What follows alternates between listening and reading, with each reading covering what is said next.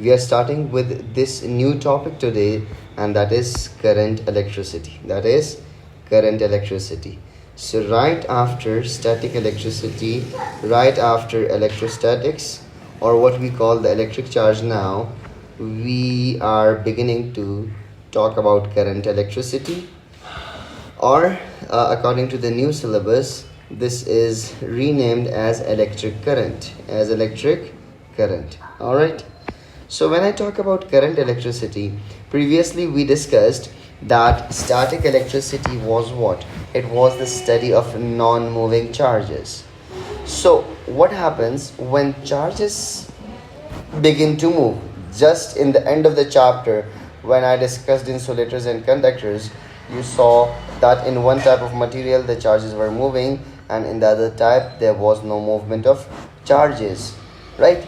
So basically the conductor, the material that was the conductor in which the electrons were moving, in which the charges were moving, that material was basically called a conductor, and we said that current flow in the conductors, right?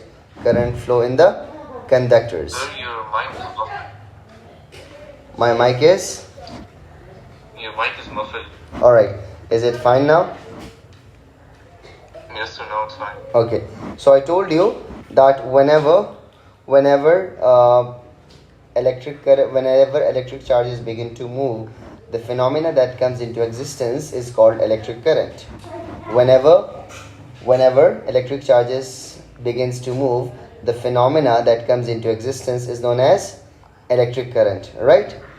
So if I discuss it in further detail, it would be that current is what? Current is the rate of flow of charge.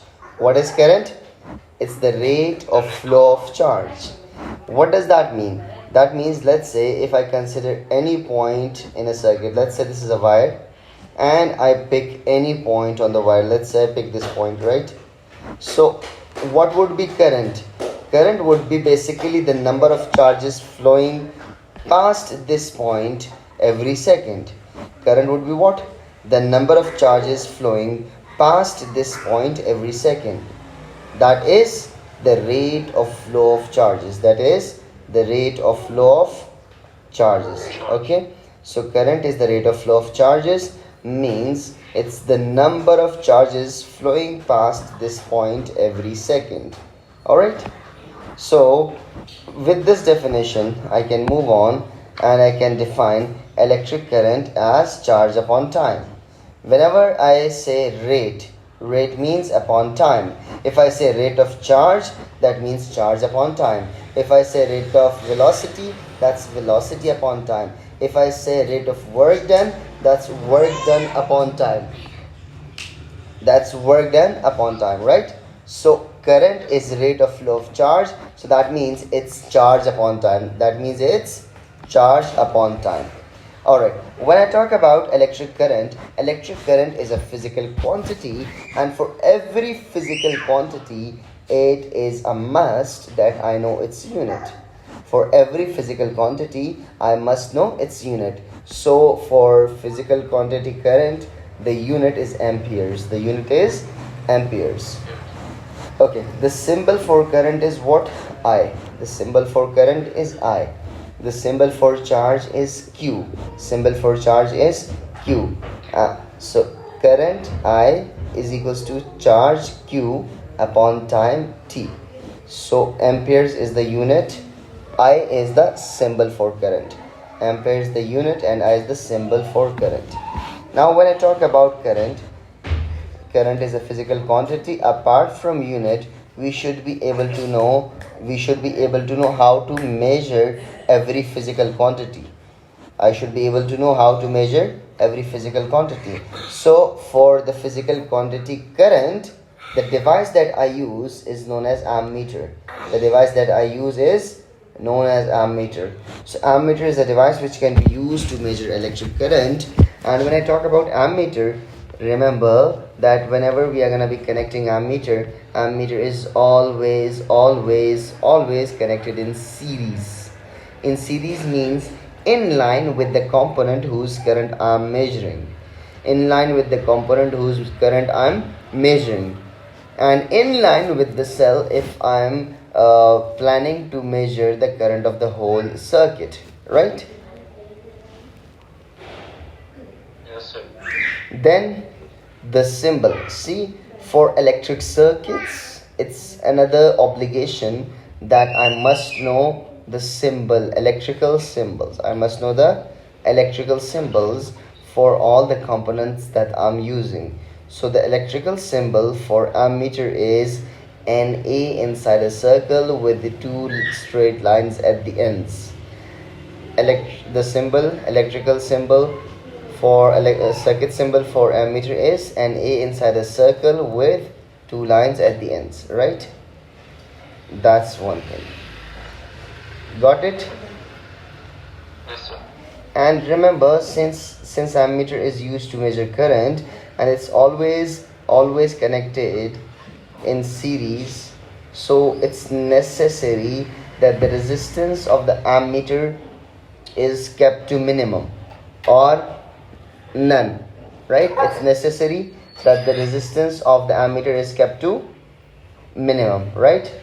Minimum. Why? Because if I use a resistor who has a greater current, who has a greater resistance, that means it will affect the reading of the circuit, it will affect the current in the circuit, right? Yes, sir. So always remember that the ammeter resistance is kept to a minimum. Okay? Sir, is there a way you could make the slide bigger? Because I cannot zoom in. Okay, since I have made it on the series, usually in my classrooms projectors it's evident, but I don't know why it's not showing bigger there. Can't you zoom it on the meeting? Usually it happens, it zooms. Just try it out. What you are using? You are using your laptop or iPad? Just a laptop. Laptop. Okay, just press Control plus on the screen. Click on the screen and press Control plus. Do you have is it an Apple device? No, sir. All right, then press Control plus. See, is it zooming? No, sir, it's the same. Okay, then what I'll do, I'll send you a screenshot of this. Yes, sir. Okay. Okay. All right, so that's done. Now when I talk about current, there are types of currents. There are two types of current. A current can be an alternating current, or a current can be direct current. So how many types of current? Two types of current. It's an alternating current or a direct current. So why are these two types of current existing? Because in one type of current, the direction stays the same all the time. The direction of current stays the same all the time. Let's say if in one type of circuit the current goes from left to right and it's a direct current, it will go left to right every time I switch on the circuit. It will go left to right every time I switch on the circuit, right? So its direction doesn't changes. And if it's an alternating current, then one time it will go positive to negative, left to right, and the other time it will go right to left. So in alternating current, as it can be understood from its name itself, the direction of current alters. The direction of current alters every time. And how many times does it alter? It alters around 50 times in 1 second. It alters around 50 times in 1 second. Got it? So alternating current, the direction of current alters 50 times in 1 second. Got it? Yes, sir. Then there's one more category of currents, and that is a current can be either conventional current or a current can be an electron flow. A current can be an electron flow. Got it? Yes, sir. Alright. What's the difference between conventional current and electron flow? I'll discuss that later. But let's see what's an alternating current. See, I discussed with you already that the direction of the current continuously changes in alternating current, and on graph you can represent it like this. See, it's the current is increasing. It's a current voltage graph, let's say, and then the current becomes zero and it changes its direction. It increases again to a maximum value and then it begins to decrease again, and once again it's zero. Once again it's zero, right? So you see that the direction of current is altering.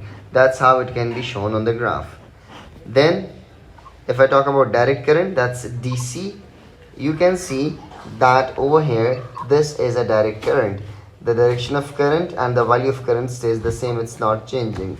Over here, see, the current is increasing and decreasing, but you can see that all the time the graph is above x-axis.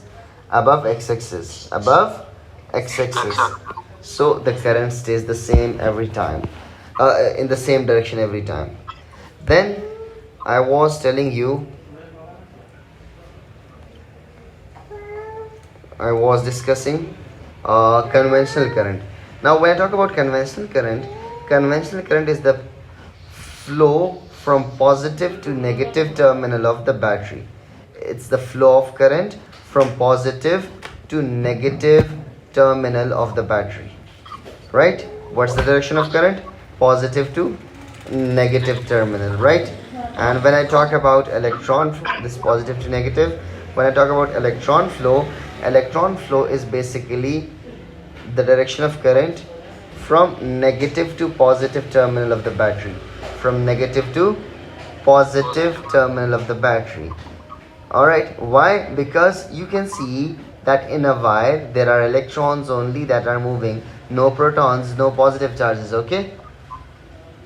Is it? Yes. So what happens is that the negative terminal of the battery repels the electron, right, and push it to the positive terminals of the battery, and the positive terminal will attract the negative electron towards itself, right? Yes, sir. So these are the two types of direct currents and the two directions of current. And then one more important thing is that most of the times, in fact 99% of the times, the direction of current that we will use, that we will consider, will be the conventional flow. Will be the conventional flow. You getting this? Yes, sir. Alright. Then if I talk further, there's another term. In this topic we are going to be discussing current, which we have already discussed in detail, right? And then the next thing that we are going to be discussing is the potential difference, or what we call the voltage. It's the potential difference or what we call the voltage, right? And then the third thing that we are going to be discussing over here is the EMF, or what we call the electromotive force. And the fourth is resistance. What? Resistance.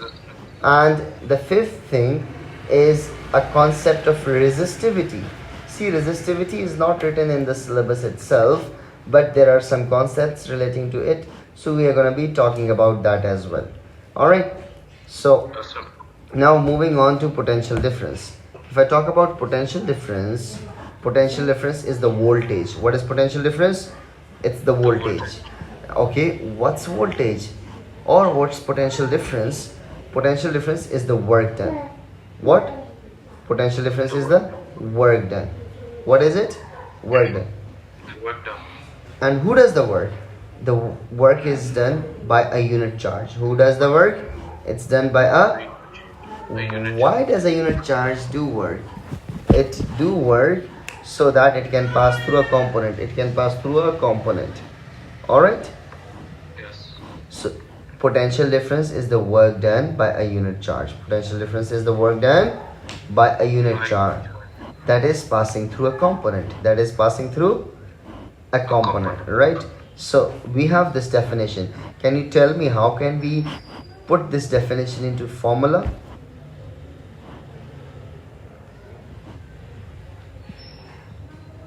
Q equals to IT. Is there any I over here? Unit charge. charge. Potential difference is V, charge is Q, right? Yes. Work is W.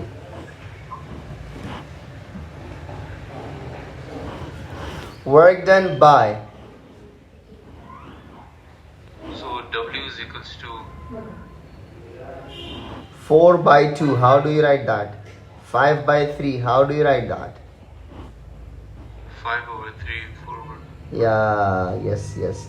So work done by a unit charge. So the work over the charge. Yes. Work over the charge. Work done over charge. So V, potential difference is V. V is equals to the work done over a charge. Work done per unit charge. Alright? That's the formula for what? That's the formula for potential difference. Right? So you know the definition and you know the formula. Now, see, for every physical quantity, it can be rearranged. If I need to find the work done that a charge does, it would be charged into voltage. It would be charged into voltage, right? And since potential difference, that is voltage, is also what? A physical quantity, again we need to know its unit. So the unit for potential difference is joules per coulomb. Why? Because W work done is joules and Q charge is in coulombs. So the unit of volts, that is the work, that is the potential difference, would be joules upon coulombs. Joules upon coulombs, right? So the unit of potential difference is joules per coulomb. Joules per coulomb. Or otherwise its SI unit is volts. Its SI unit is volts. So we have two units. That is volts for voltage or for potential difference, or joules per coulomb. Joules per coulomb. Right? Yes. Any problem, any confusion? No, sir. Okay. So if I move on, then the next thing up is how is it measured, what device it can be used, or what formula we have already discussed. So the device that is used to measure voltage is known as voltmeter, and we need to know the symbol of voltmeter is again a V inside a circle with two lines at the ends. And then we need to know that how it's connected. It's connected in parallel. It's always connected in parallel to the component, whose voltage, whose potential difference we need to measure, whose voltage, whose potential difference we need to measure, right? So it's always connected parallel. And when Like ammeter is connected in series and volt is in parallel. okay, I'm just telling you the reason for that. Just 1 minute. See, now the voltmeter is connected in parallel, and we need to keep its resistance to maximum. Okay, now coming to your question, the reason why ammeter in parallel and ammeter in series and voltmeter in parallel. See, what does ammeter measure? Current. What does ammeter measure?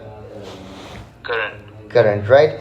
When ammeter needs to measure current, what is current? Charge upon time. What is charge upon time? It's the number of charges passing through a point in the circuit, right? So if this circuit is a point in the circuit, if I connect an ammeter over here, the charges are going to pass through the ammeter, and the ammeter will be able to count them. And when it counts the number of charges that is passing through the ammeter, it will be able to tell us the current, isn't it? Yes, sir. And now, why is voltmeter connected in parallel? Voltmeter basically measures the potential difference. What does it measure? It measures the potential difference. For what? Potential difference of a charge. Let's say a charge is coming from the battery and it reaches this point, right? When it reaches this point, let's say it has 12 volts. It has 12 volts.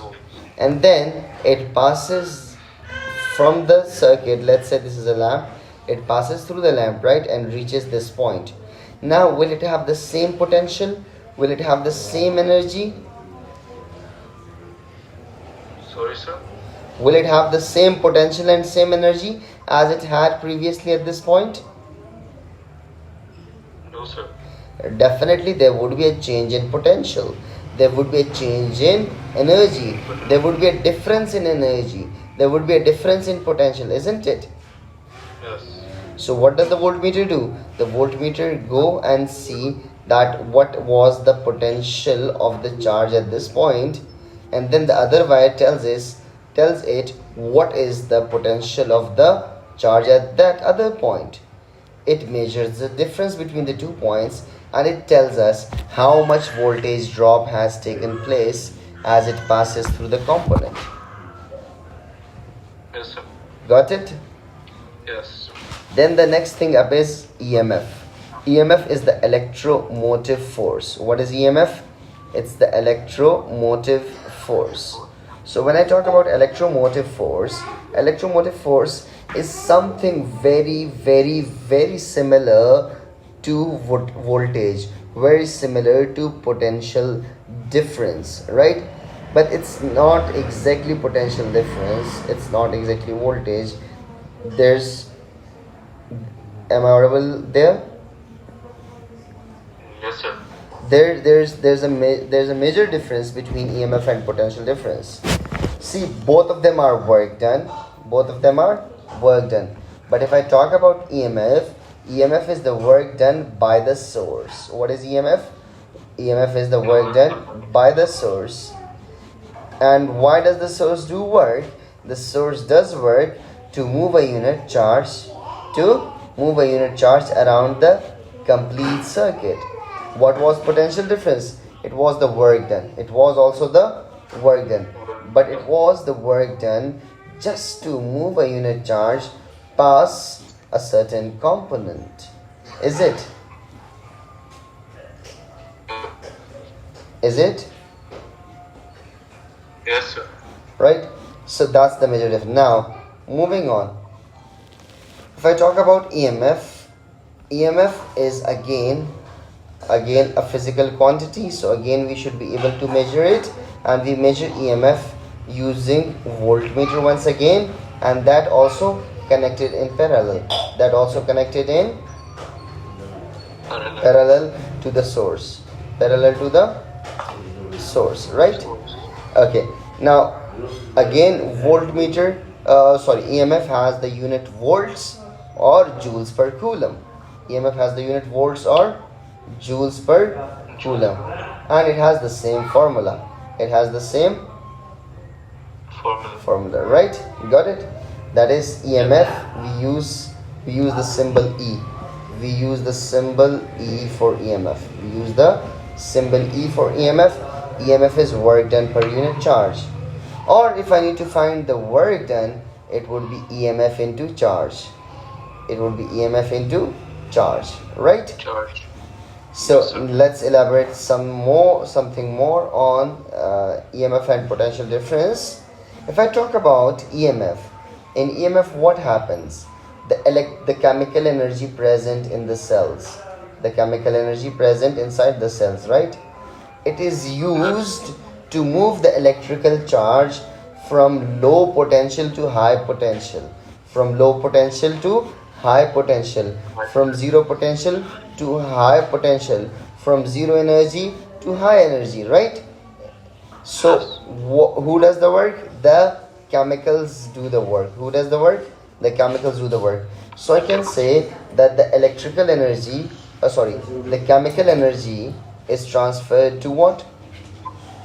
Electrical energy. The chemical energy is transferred to what form? Electrical energy, right? So in EMF, what is electrical energy? What is electrical energy? Chemical energy? It's non-electrical energy. What's chemical energy?